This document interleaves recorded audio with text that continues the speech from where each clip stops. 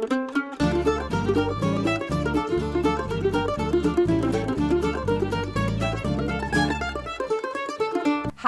welcome back to BuonaPappa.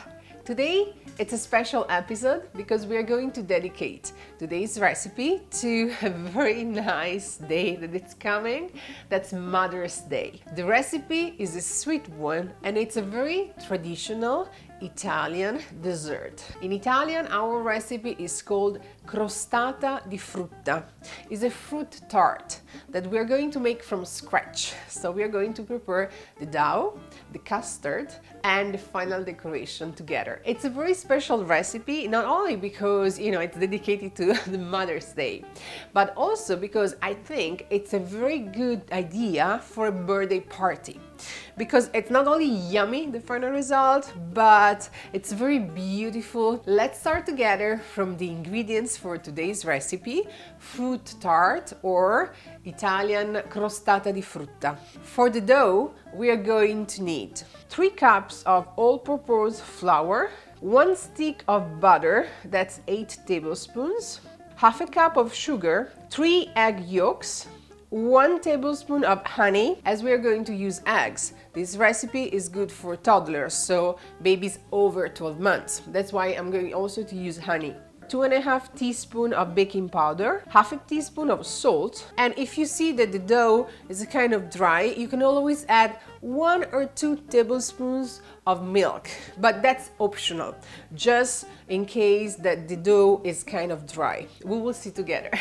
Some dried seeds, any kind you like works. For the custard, lovely one, we are going to need 2 cups of milk, 4 tablespoons of sugar, always cane sugar, 4 tablespoons of flour, 2 egg yolks, and 2 teaspoons of vanilla extract.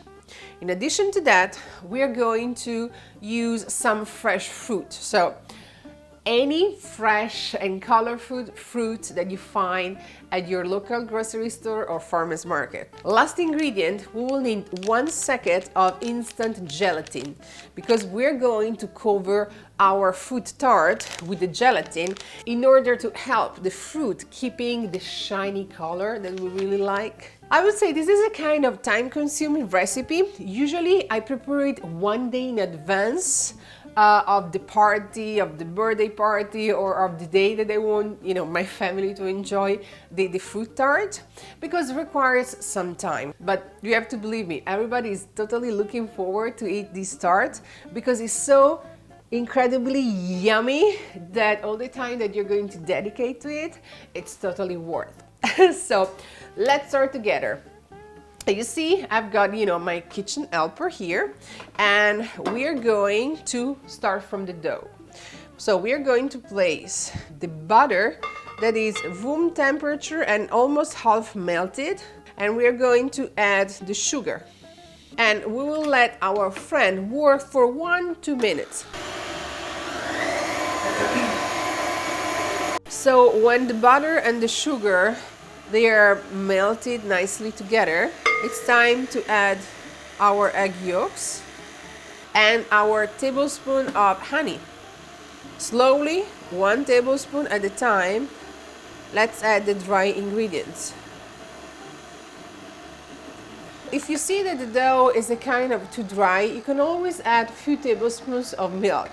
That's the right consistency. It will kind of break and it's fine, but it's firm. It's not too granulated, see? What we're going to do next, I preheated the oven at 350 degrees. I'm going to take a tart baking pan. I'm not going to use anything on the bottom because this kind of pan doesn't require anything, and we have some butter in our mix. So that will help keeping the tart detached from the baking pan at the end. Now we're going to place our mix at the bottom of our tart. Look, our tart crust is ready to go in the oven. Final touch, just a tiny piece of paper, parchment paper in the center, and in order to keep it down, I'm going to use the dried seeds I was mentioning you at the beginning. So any kind of seeds, because they really just need to keep the parchment paper down. So the oven, it's preheated at 350. The tart will need 20 minutes to cook. At 10 minutes, so more or less at half time, we're going to remove the parchment paper and the seeds, because basically we want the tart to cook evenly and the top not to get too brown. That's why we are going to protect with the parchment paper and the seeds the top. So let's put our nice tart crust in the oven and see you later to see the final result. Our crust is cooking in the oven and it's time to prepare together the custard. That's the part that I love. So what we need, a whisk and a medium pan. We are going to add the egg yolks, 2 of them, and the sugar. We will also add the vanilla extract and we'll keep mixing. It's time to add the flour very slowly. We do not want any grain to be formed. Okay, and last, very slowly, we're going to add the milk that is room temperature, not cold.